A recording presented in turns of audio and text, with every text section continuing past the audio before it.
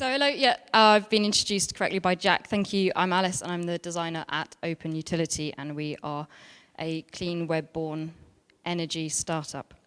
And we're all here because we want to build a sustainable future. So I'm going to tell you how user testing could help you make that happen in your own projects.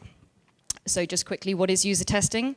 Simply put, it's putting your product or service in front of the people you intend to use it and finding out what they think. The way I see it, there's two things you can test. You can test your idea, that's whether they will use it, or you could test the execution of your idea, and that's whether they can use it. And here are my top 5 points for how to use user testing to maximize the sustainability benefits of your projects. Okay, tip 1, test from day 1. So get into the practice of testing really early.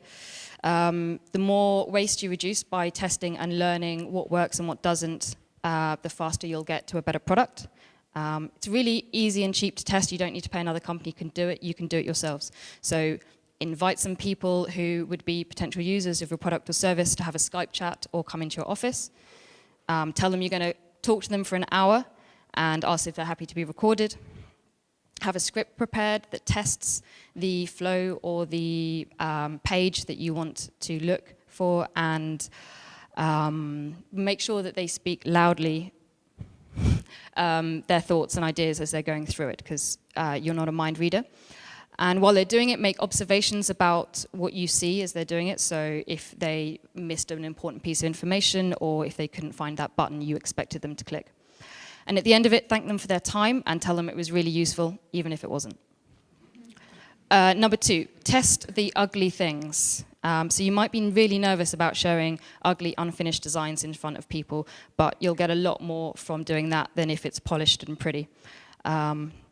The problem with pretty things is that people will get distracted by the design you've spent on it. So they'll tell you for hours that they don't like that color blue, and they'll forget to tell you that they didn't understand the information that they were trying to understand.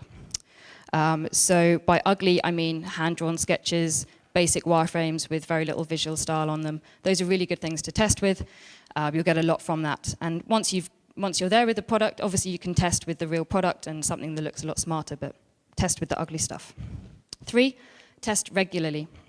So at Open Utility, we try and test every other week.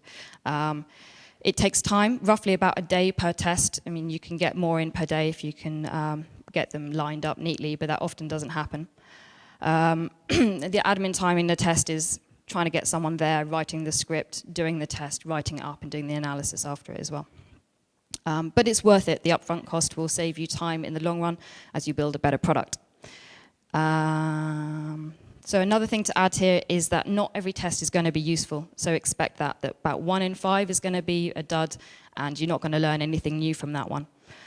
So I've spent like an hour and a half with one guy who clearly wasn't a target user. So it was a wasted hour and a half, and getting answers from him was like pulling teeth.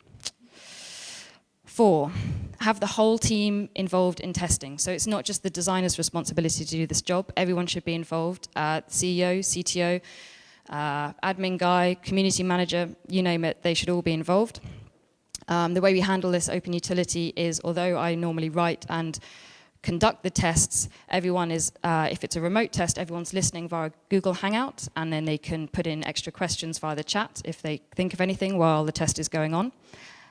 If it's a face-to-face chat, then one of the members of the team will join me, and at certain points during the script, we'll pause and we'll check they haven't got any additional questions that they want to ask the person we're testing with. Number 5, ignore 50% of what they say. So it takes a little bit of practice to understand what bits to ignore and what bits to use. So the more testing you do, the better you'll get at it, and so I've done 5 years of testing now, and I've learned that over 5 years. You have to ignore a lot of what they say. In a general rule of thumb, ignore what they say, but really concentrate on what they do. So look for their actions, because you'll learn a lot more from that. When they say, oh yeah, I'll use it, ignore that. That's not true. The only time when you should feel confident with something someone said is if there's a trend. So if you test with 3 people, 3 is a good number to test with, and all 3 of them say the same thing, that's a trend you can feel pretty secure that you could follow through on. And that's it. I hope those were useful tips on user testing, and if you've got any questions, you can come and talk to me after. Get me on Twitter or email. Thank you. Perfect. Thank you, Alice.